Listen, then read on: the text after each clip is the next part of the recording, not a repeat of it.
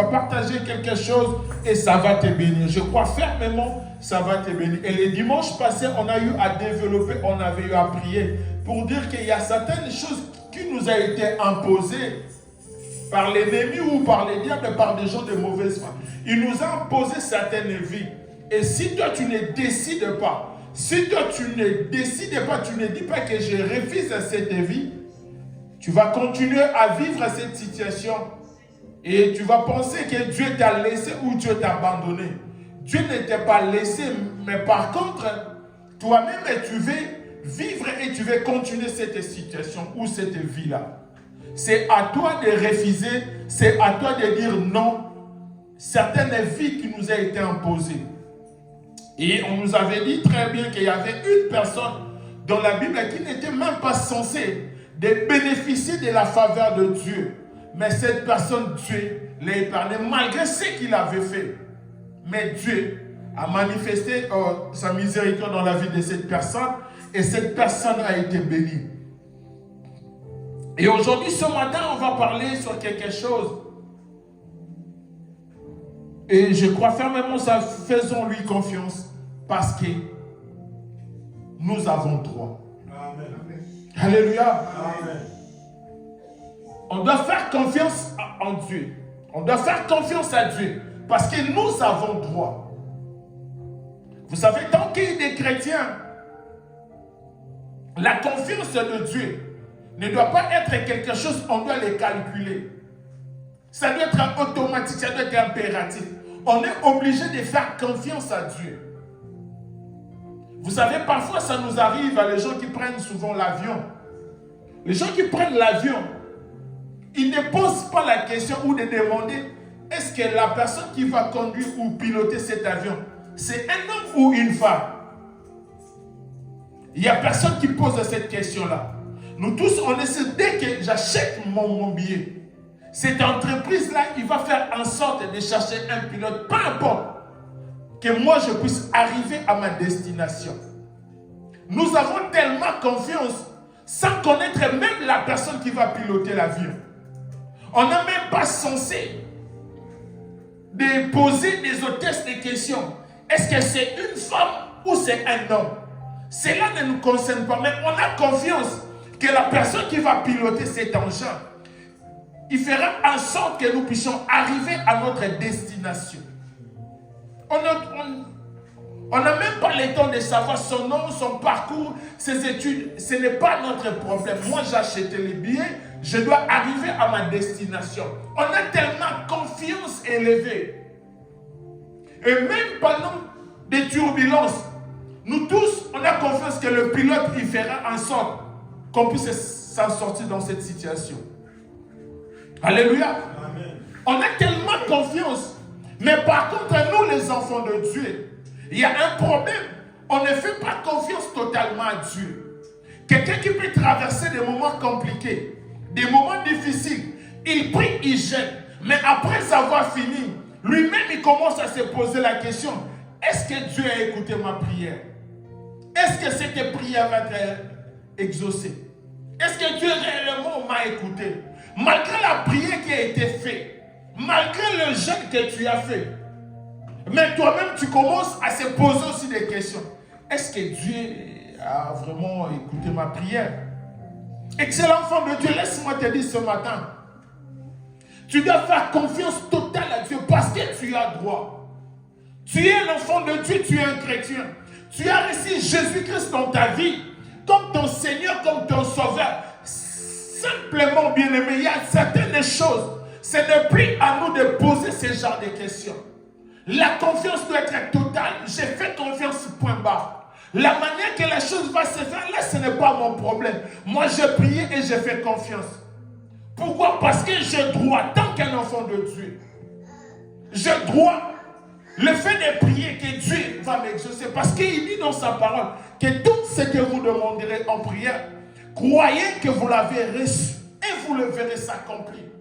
Mais il y a beaucoup d'enfants de Dieu, même des serviteurs de Dieu, pendant qu'ils traversent des moments compliqués, des turbulences, ils commencent à se dire, est-ce que Dieu vraiment marche avec moi? Laisse-moi te dire ce matin, Dieu est avec toi. Amen. Il faut être tellement dans une confiance élevée et extrême. Peu importe les turbulences, tu crois que Dieu est avec moi. Parce que dans tout ce qui va t'arriver, sache-le, à la fin, c'est toi qui seras victorieux. Peu importe les combats qui peuvent s'élever dans ta vie, sache-le, à la fin de toutes les choses, c'est toi qui seras victorieux. Voilà pourquoi on doit faire confiance à Dieu. Totalement. Parce qu'on a droit. Nous sommes des enfants de Dieu. Si des gens, ils achètent des billets de business class, ils s'en foutent du pilote. Mais ils ont quand même confiance à lui. Je n'ai pas besoin de connaître son nom, mais j'ai quand même confiance. À combien plus forte raison, toi, un enfant de Dieu, tu as reçu Jésus-Christ dans ta vie comme ton Seigneur et ton Sauveur. Voilà pourquoi la Bible nous dit que lorsque nous tournons nos regards vers lui, nos visages est rayonnant de joie et ne se couvre point de honte. La confiance en Dieu est un élément capital. Parce que c'est ça aussi qui fera la force de ta foi. Mais si, à chaque fois tu traverses des moments compliqués, tu dis, est-ce que réellement Dieu fera ça? C'est-à-dire que tu ne comprends pas ce que tu es en train de dire. Tu es un enfant de Dieu. Le fait de recevoir Jésus-Christ dans nos vies comme Seigneur et Sauveur, tu ne vas jamais les regretter. Et tu ne vas jamais les regretter, ni pour toi, même pour tes enfants. Parce que j'ai vu des gens dans la Bible. J'ai vu une personne dans la Bible.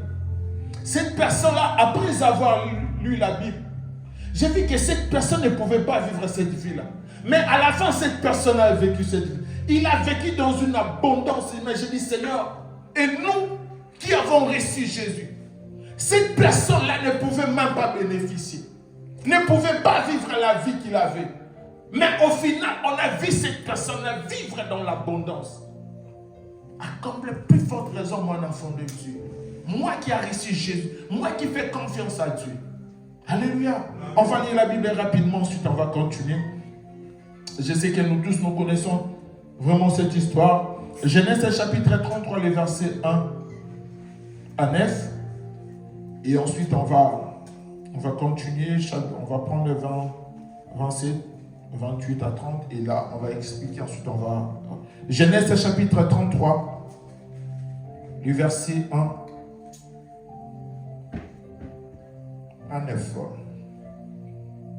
Est-ce qu'on peut s'élever pour honorer la parole de Dieu?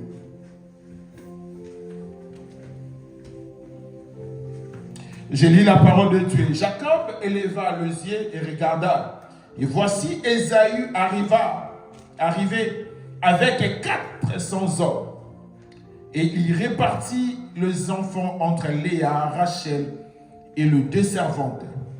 Il les plaça en tête les servantes avec leurs enfants, puis Léa avec ses enfants, et enfin Rachel avec Joseph. 3. Lui-même passa devant eux, il se prosternant à terre 7 fois, jusqu'à ce qu'il fût près de son frère. 4. Ésaü courut à sa rencontre.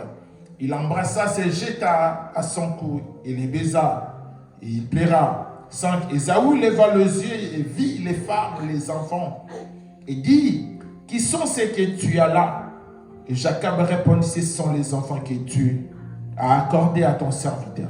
6. Les servantes s'approchèrent et leurs enfants se prosternèrent. Léa et ses enfants s'approchèrent aussi et se prosternent. Ensuite Joseph et Rachel s'approcha et se prosternent. Ésaü dit, à quoi destines-tu tous ces camps que j'ai rencontrés? Et Jacob répondit, à trouver grâce aux yeux de mon Seigneur. Ésaü dit, je suis dans l'abondance, mon frère. Garde ce que tu as, garde ce qui est à toi. On s'arrête là. Verset 9, Ésaü dit, je suis dans l'abondance, mon frère. Garde ce qui est à toi. Parole du Seigneur. Amen. On acclame très fort pour la parole de Dieu. Alléluia. Vous savez, quand j'ai lu cette parole-là, j'étais tellement rempli de la joie. C'est Ésaü qui dit à Joseph, il dit, je suis dans l'abondance. Garde ce qui est à toi. Alléluia. Vous savez, et si pour bien comprendre cette histoire, Ésaü et son frère Jacob, c'était des jumeaux. Les enfants d'Isaac. Si on rentre dans les versets, Genèse chapitre 27, si on commence, et vous allez monter, vous allez comprendre très bien cette histoire. Qu'est-ce qui s'était passé? C'était deux frères, c'était deux jumeaux que Rachel avait mis au monde. Et lorsque sa maman a mis au monde, c'était des jumeaux. Tous on connaît cette histoire-là. Après avoir mis au monde, Dieu avait parlé à Rachel. On connaît l'histoire. Et arriva, dès qu'ils étaient arrivés grands, et leur père devait mourir. Il appela son frère Ésaü, son premier fils. Il dit, écoute, je ne connais pas les jours de ma mort. Mais écoute, avant cela, moi je vais te bénir. Parce que je ne connais pas les jours où moi je vais mourir. Mais avant que je puisse te bénir, mon fils, tu dois aller chasser pour moi un gibier. Dès que tu trouves ces gibiers-là, tu vas me faire un mets ou une nourriture que moi j'aime. Tu vas me l'apporter. Et dès que je vais manger, ensuite je vais te bénir. Ésaü a écouté son père.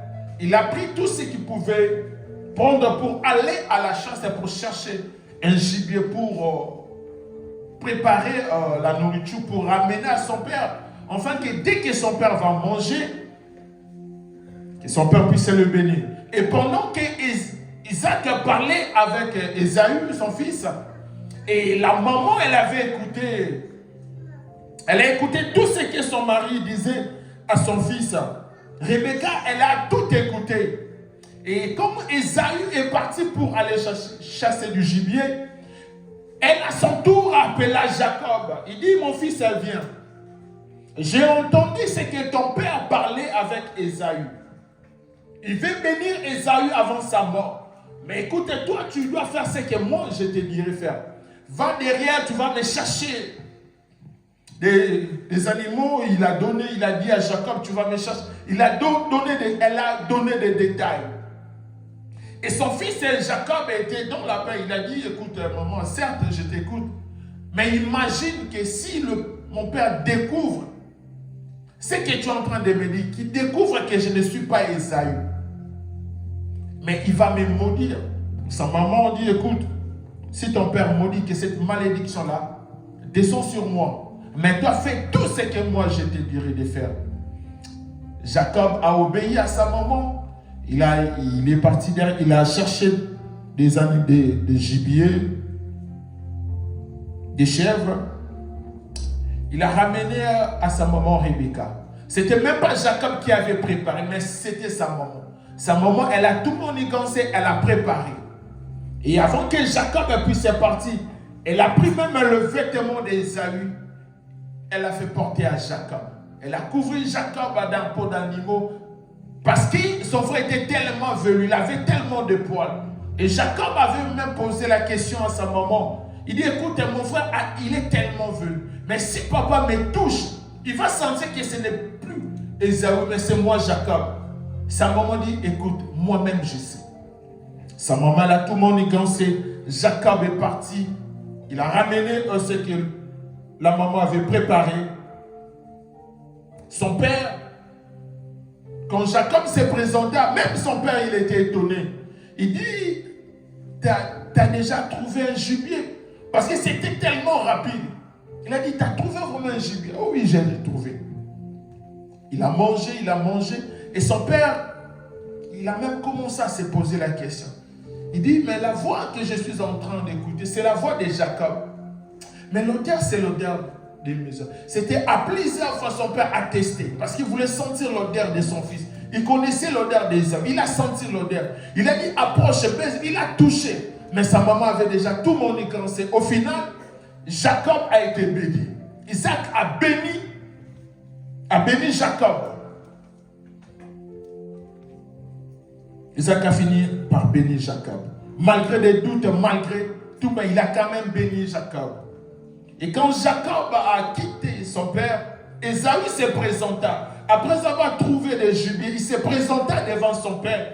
Il dit, mon père, lève-toi, tu vas manger ce que ton fils a préparé. Et Isaac était étonné, il dit, mais j'ai déjà mangé et qui m'a amené cette nourriture? Il a compris que ce n'était pas Ésaü, c'était Jacob. Mais son père lui a dit, écoute, j'ai béni ton frère et il est béni. Et tu seras assujetti à lui. Ésaü lui posa la question, père, bénis-moi encore. Ce qui m'a étonné, c'était la réponse de son père. Il dit, écoute, je n'ai plus de bénédiction parce que ton frère, il a tout enlevé et il est béni. Et Isaac ne pouvait plus bénir Ésaü. C'est-à-dire, Ésaü, il s'est retrouvé dans une situation qui ne pouvait pas être béni. Parce qu'il n'y avait plus de bénédiction.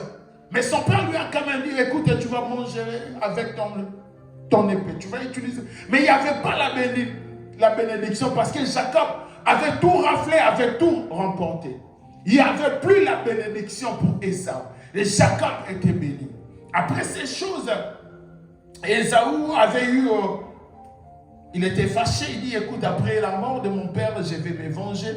Jacob, il était parti, il était fou. Il avait fui son père pour aller chez Laban, son oncle. Arrivé là-bas, nous tous on connaît l'histoire. Il a trouvé Rachel. Il a travaillé 7 ans, mais ce n'était pas Rachel, c'était Léa. Il a retravaillé encore pendant 7 ans pour avoir Rachel. Il a travaillé 14 ans pour avoir 2 femmes. Il a travaillé.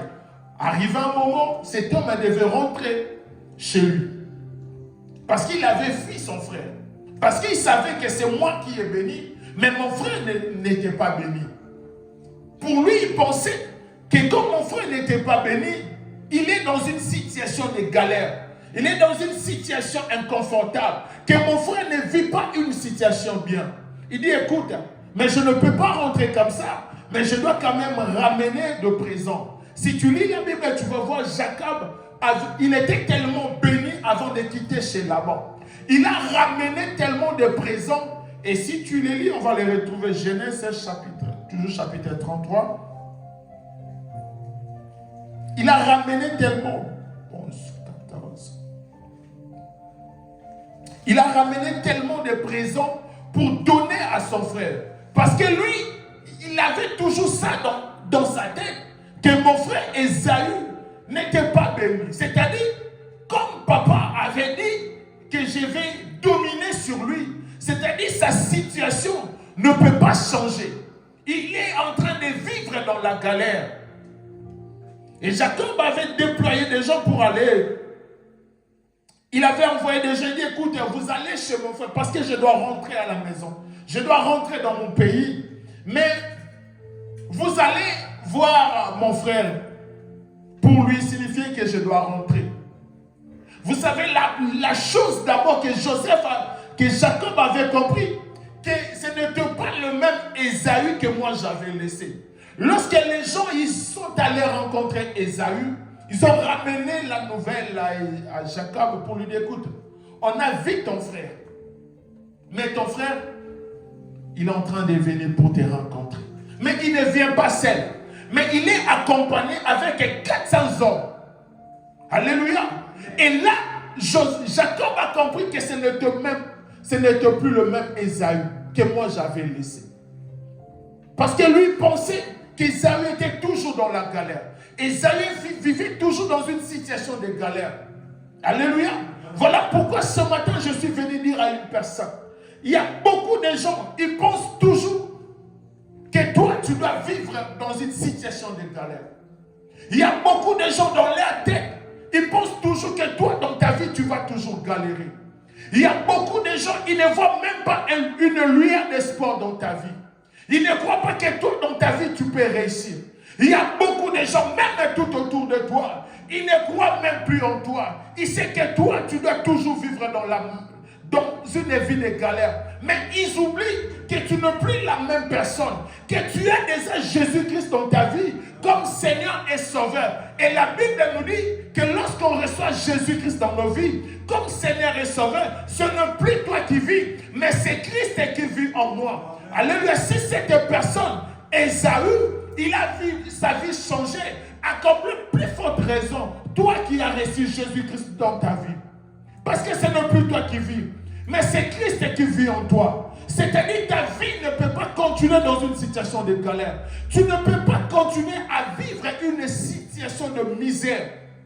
Voilà pourquoi les dimanches passés, on avait dit, c'est à toi de refuser certaines situations que tu trouves que ce n'est pas normal dans ta vie.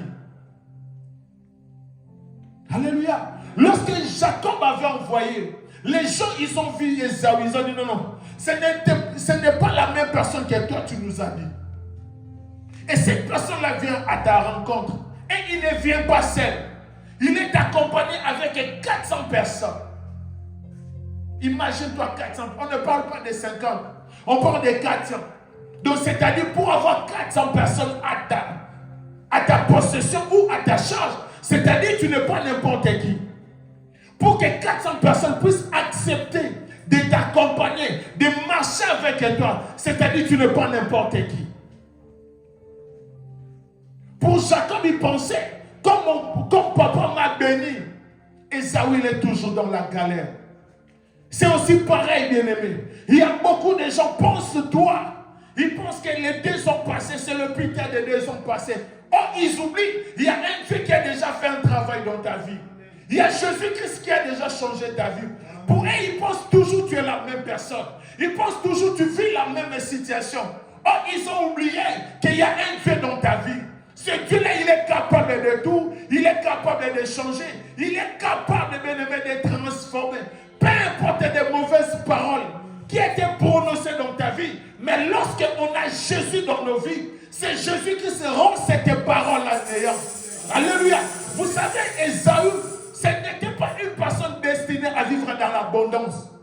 Parce que si tu lis dans le livre de Romains 9 et 13, la Bible nous dit que Dieu a haï même Ésaü, a aimé Jacob. Imagine-toi, la personne que Dieu a haï. Mais cette personne a fini dans l'abondance. Même sa propre mère. La chose encore plus choquante, sa propre mère, celle qui a mis Ésaü au monde, il a dit à Jacob, écoute, non, lui ne sera pas béni, mais c'est toi qui seras béni. Même son propre mère n'aimait pas Ésaü. Il n'a pas voulu vivre, que son fils puisse vivre dans l'abondance. Donc, c'est-à-dire Ésaü, humainement parlant, c'était une personne disqualifiée. Une personne qui ne pouvait pas vivre dans l'abondance. Alléluia. Il y a beaucoup de personnes bien-aimées. Ils sont en train de caricaturer ta vie. Qu'est dans la pauvreté, qu'est dans la misère. Pour eux, ils se disent que toi, tu ne vas pas réussir. Toi, tu es destiné à vivre dans la pauvreté. Mais ils oublient que tu n'es pas n'importe qui. Ils oublient que ta vie a déjà changé. Ils oublient que tu as Jésus dans ta vie. Et lorsqu'on a Jésus bien-aimé, c'est Dieu le bien-aimé ne rend pas des choses faciles, mais il rend des choses possibles. C'est-à-dire lorsqu'ils voyaient que c'était impossible, mais avec Dieu, tout bien-aimé est possible à celui qui croit. Alléluia. Pour eux, ils pensent que ce n'est pas facile que tu puisses s'en sortir. Ils ont oublié qu'il y a un Dieu. Il est capable, même devant un mer rouge, de tailler un chemin pour toi. Dans ta vie, Dieu est capable de commencer une nouvelle histoire qui n'a jamais existé. Mais toi, tu peux être la première personne. Voilà pourquoi ce matin, je suis venu dire à une personne, tu dois faire confiance à Dieu totalement. Parce que tu as droit. Peu importe les échecs d'aujourd'hui, je l'ai dit et je les répète. Bien aimé, c'est juste une école d'entraînement. Alléluia. C'est juste une école que Dieu est en train de nous entraîner. Dieu lui-même, il sait là où il est en train de nous amener. Si Joseph n'était pas passé par la prison, même pour gérer un pays, il n'allait pas être capable. Parce que quand Joseph il était avec son père, Joseph il ne gérait rien. Joseph ne dirigeait personne. Joseph il était toujours là à côté de son père. Mais il avait une destinée glorieuse. Il devait passer par des étapes. Humainement parlant, personne ne pouvait voir Joseph élevé au rang de premier ministre. Mais Dieu a dit, écoute, Joseph, je sais là où moi je suis en train de déterminer. Tu dois passer par Potiphar. Tu dois apprendre à la gestion. Alléluia. Il y a certaines choses que Dieu permet dans ta vie. C'est juste pour t'apprendre. Parce que si Dieu sait que toi tu es tellement colérique, mais il doit permettre des choses impossibles puissent t'arriver. Afin que ton cœur bien-aimé puisse être taillé à la manière que Dieu est vu. Dieu sait que tu as tellement la bouche facile. Quand une personne parle, tu dis directement. Il y a certaines choses que Dieu veut ramener dans ta vie, mais Dieu ne peut pas les donner comme ça. Parce que son papa, il sait là où il est en train d'amener. Nos fils, tel que peu importe l'amour que j'ai pour cet enfant, mais je ne peux pas lui donner jamais la clé. Maintenant, à son âge, qu'il puisse conduire. Jamais. Jamais je ne peux pas. Jamais je ne peux pas. Parce que si je lui donne la clé, même moi, je vais me retrouver en prison. Les gens vont dire, ben, pourquoi tu lui as donné la clé? Oh non, mais parce que c'est mon fils. Et si on sait que c'est ton fils, mais vu son âge, il n'a pas le droit. Il n'est pas permis. Peu importe. Non. Alléluia. Laisse-moi te dire, excellent enfant de Dieu. Cette personne, même sa mère, ne voulait pas qu'il puisse vivre dans l'abondance. Même la Bible nous dit que Dieu avait haï et il a aimé Joseph. Mais cette personne-là, il a fini dans l'abondance. Cette personne-là ne connaissait pas Jésus. Il n'a jamais reçu Jésus dans sa vie comme Seigneur et Sauveur. Mais toi, tu as reçu Jésus dans ta vie comme ton Seigneur, comme ton Sauveur. Laisse-moi te dire, excellent enfant de Dieu, ce matin, ta vie, bien-aimée, la manière dont les gens ont caricaturisé ça, ce n'est pas ce que Dieu veut dans ta vie. Les gens, bien-aimés, veulent que tu puisses vivre dans une vie de misère. Les gens tout autour de toi veulent que tu puisses vivre une vie de galère. Mais ce n'est pas ce que Dieu veut dans ta vie. Ce n'est pas ce que Dieu veut dans ta vie. Ésaü, bien-aimé, rejeté par même son propre père, lui dit, écoute, je n'ai plus rien à te donner. Mais si tu continues, on va voir que Ésaü, il a béni Jacob 2 fois. Avant que Jacob puisse aller chez Laban, son père lui a béni encore. Mais pendant que Ésaü avait se présenté, il avait dit, écoute, je n'ai plus rien. Ton frère a tout, ton lévé. Moi, je n'ai plus. Mais avant que Jacob puisse fuir chez Laban, mais tu l'as béni encore. Mais pourquoi pas Ésaü? C'est-à-dire quelqu'un disqualifié même par sa propre famille. Même par ses propres parents. On l'a mis de côté. Même Dieu l'a mis de côté. Mais cette personne a fini dans l'abondance. Excellent enfant de Dieu. Ce matin, je suis venu te rappeler ton identité. Tu n'es pas n'importe qui. Tu n'es pas n'importe qui. Ésaü, bien-aimé, il a fini dans l'abondance. Malgré la bénédiction de Jacob. Mais lorsque Jacob est rentré chez lui, la Bible nous dit que Jacob a commencé à se prosterner 7 fois pour arriver devant Ésaü. La personne qui n'était pas bénie. Mais lorsque Joseph est rentré, la Bible nous dit il s'est prosterné 7 fois. C'est-à-dire il a commencé à marcher à genoux avant d'arriver jusqu'à Ésaü. Parce qu'il a vu que ce n'était plus la même personne. Ce matin, je suis venu dire à une personne, les gens bien-aimés qui te combattent, un jour ils finiront bien-aimés à genoux pour te demander pardon. Laisse-moi te dire, les flèches d'aujourd'hui, laisse-les bien-aimés faire tout ce qu'ils veulent. Mais ils finiront bien-aimés par te demander de l'aide.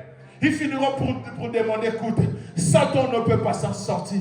Dis un mot pour nous parce qu'on n'arrive pas. Alléluia. Voilà pourquoi j'ai commencé par tout ce qui t'arrive. À la fin, c'est toi qui seras victorieux. À la fin.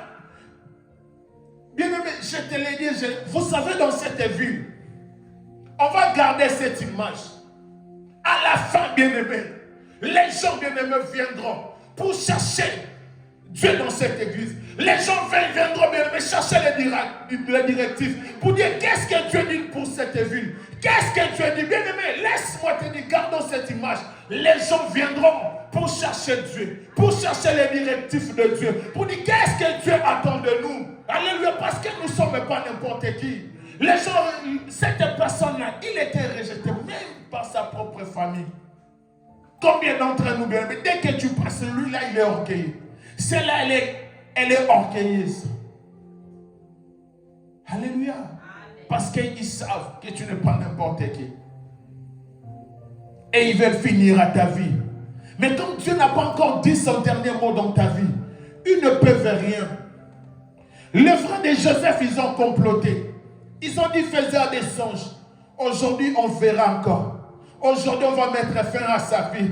Ils ont oublié, il y a un Dieu qui contrôlait tout. Pour eux, ils pensaient que c'était la fin. Or, c'était que le commencement. Les chemins par lesquels on est en train de t'amener, sachez, c'est le chemin de la gloire. Au début, tu les vois difficiles. Mais au final, bien aimé, c'est toi qui vas dire que Dieu est merveilleux. C'est toi qui vas dire que Dieu m'a mené au large. C'est toi qui vas dire remonter dans ta vie. Laisse-les te combattre. Laisse-les bien aimé en train de mendier. C'est tout ce qu'il est en train de faire. Mais sache-le, la dernière parole reste bien aimé entre Dieu. Entre lui. C'est Dieu qui contrôle tout. Notre Dieu a le dernier parole. Le Dieu, notre bien-aimé, tu as droit. Tu n'es pas n'importe qui. Tu es un enfant de Dieu. Si tu n'étais pas bien-aimé un enfant de Dieu, si tu n'avais pas quelque chose de Dieu dans ta vie, il n'y a personne qui pouvait te combattre. Si on te combat, parce qu'ils savent qu'en toi, il y a quelque chose. Et ils veulent t'étouffer. Et ils veulent que cette chose ne puisse pas s'éclater. Mais ils sont en train d'oublier. Il y a un Dieu qui détient tout, qui contrôle tout. Vous savez, lorsque je suis en train de parler, je vois l'image de cet homme. Samson. Alléluia. Amen. On a dit que sa force, ça serait tout. Sa force est cachée dans ses cheveux. On dit, dès qu'on va couper ses cheveux, cette personne-là n'aura plus la force. Mais ils ont oublié. Ils n'ont pas enlevé la chose qui fait pousser les cheveux. Alléluia, ils ont tout rasé, ils ont tout enlevé. Mais ils ont oublié d'enlever la chose qui pousse les cheveux. Et cette chose, c'est entre les mains de Dieu. Pendant qu'ils ont rasé, mais ils ont oublié que c'est les cheveux de Samson. Commencent à pousser, commencent à grandir. Pour eux, ils voyaient que c'était la fin. Oh, les cheveux de Samson étaient déjà poussés. Excellent enfant de Dieu. Ce matin, je suis venu dire à une personne, tu as assez pleuré. Il dit, pasteur, je pleure beaucoup. Pasteur, je pleure beaucoup. J'ai tellement de combats. Ce n'est que le début. Les combats vont encore s'accentuer. Vont encore devenir rudes, féroces. Mais à la fin, c'est toi qui seras victorieux. Le servant de Dieu nous a dit ici pendant la modération que David avait dit, j'étais jeune, j'ai vieilli. Je n'ai jamais vu un juste être abandonné. Amen. Alléluia. Cet homme, il a dit ça dans sa vieillesse. Il a combattu Goliath quand il avait 14 ans, 15 ans. Il a tué des ours, des lions quand il avait 12 ans, 13 ans. Alléluia. Toute sa vie était des combats. Mais dans sa jeunesse, cet homme, il dit, je n'ai jamais vu un juste être abandonné. Et aussi ce matin, je suis venu te rassurer. Ce Dieu-là ne va jamais t'abandonner. Ce Dieu-là ne va jamais te délaisser. Ce Dieu-là, bien-aimé, ne va jamais te tourner le dos. Tu finiras, bien-aimé, la tête est haute. Comme il a dit, nous serons la tête haute et non la tête. Tu finiras la tête haute et non la tête. Alléluia. Parce que tu n'es pas n'importe qui. Tu es quelqu'un que Dieu a mis à part.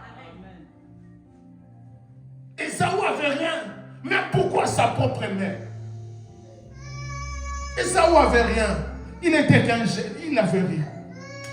Même sa propre mère. Parfois je pose la question, est-ce que Rebecca vraiment c'était vraiment Alléluia. Mais ta propre mère, elle a dit non, ce n'est pas lui, c'est le cadet. C'est le cadet, ce n'est pas lui. C'est Joseph qui va en bénéficier. Même son propre père, Parfois, je dis, est-ce que Isaac lui-même aussi ne voulait pas? Parce que lui-même, il dit la voix que je suis en train d'écouter. Mais c'est la voix de Jacob. Mais pourquoi pas? Il a dit, écoute, est-ce que tu ne peux pas m'appeler Jacob? Parce que c'est toi. Toi, tu me dis que tu es Esaü. Vas-y, appelle-moi Jacob. Comme ça, vous allez être là, vous deux, afin que je puisse faire réellement la différence. Parce que tu dis, non, la voix, c'est la voix de Jacob. Mais l'auteur, c'est d'Esaü. Mais papa, tu as des enfants, appelle-les. Il dit, écoute, comme tu me dis que c'est toi Esaü, appelle-moi Jacob. Comme ça, vous deux, vous allez rester là.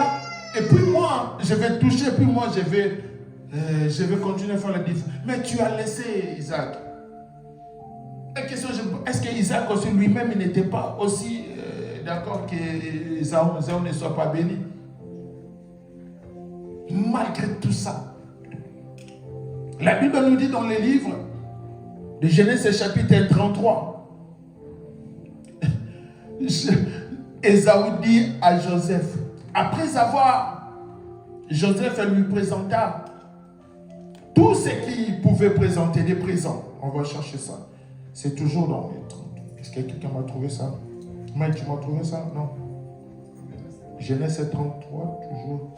Les présents de Joseph. On va voir la quantité de présents que Jacob avait présenté. Pour dire à quelqu'un, garde-les, c'est-à-dire toi-même, tu en as déjà assez. Et tu ne vois pas là où tu vas mettre ça.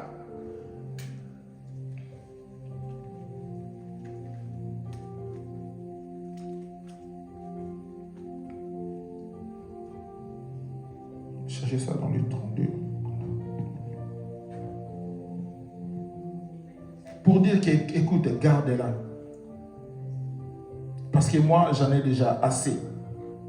Ce n'est pas pour rien que cet homme avait dit, garde-la. Parce que lui-même, il était déjà dans l'abondance.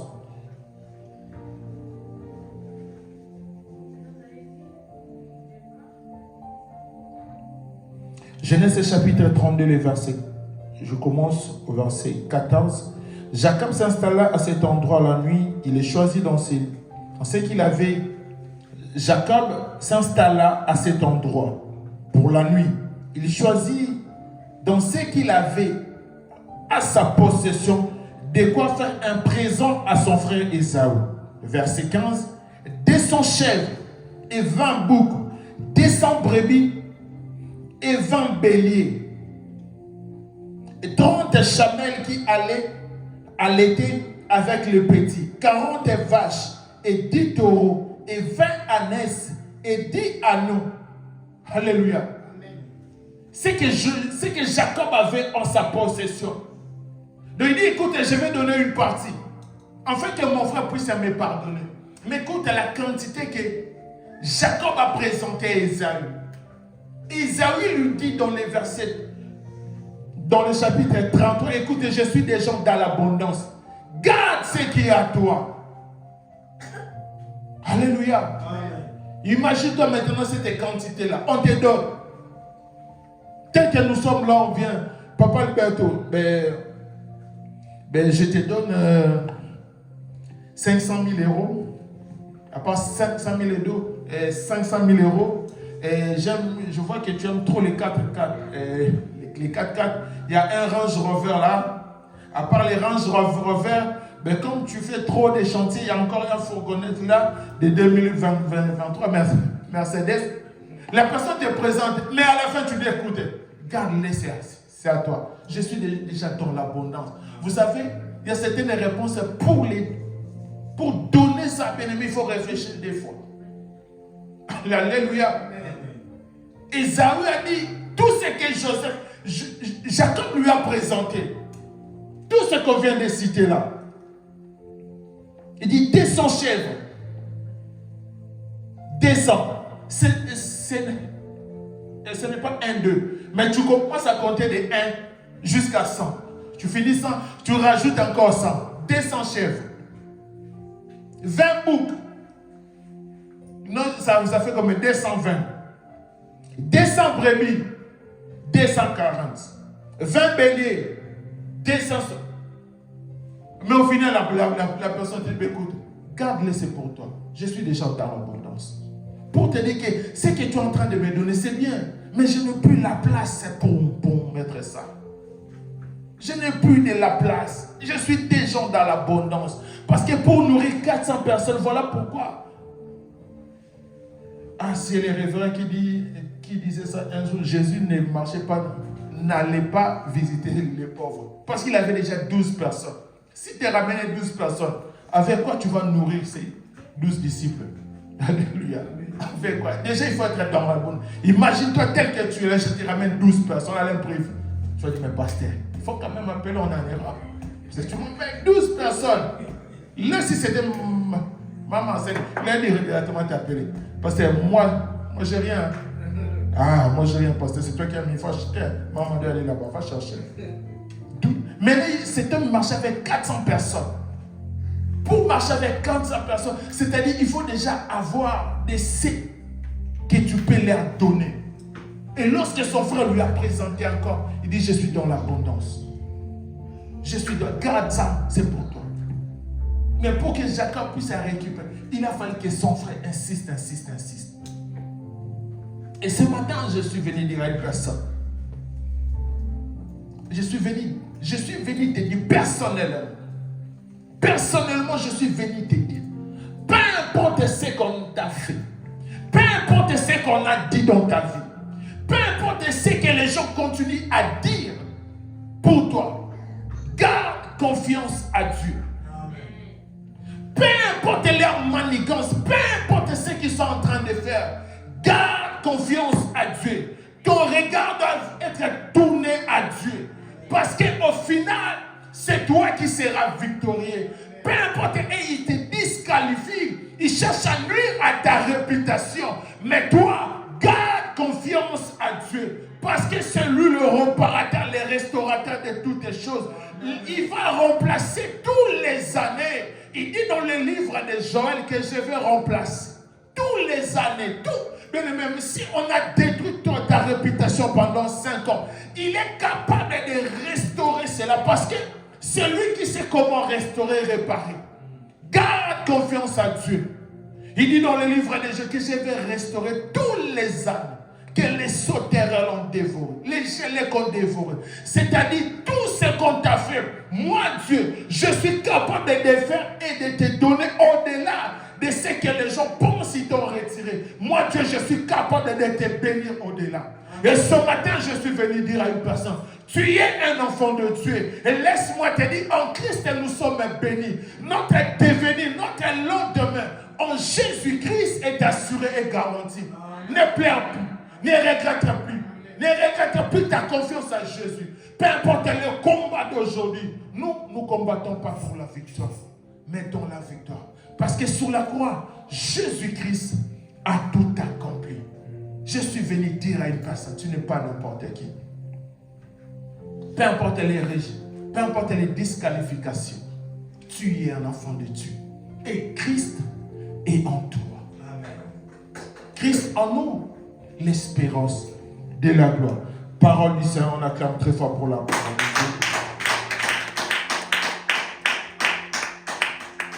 Dieu. Mets-toi debout là où tu es.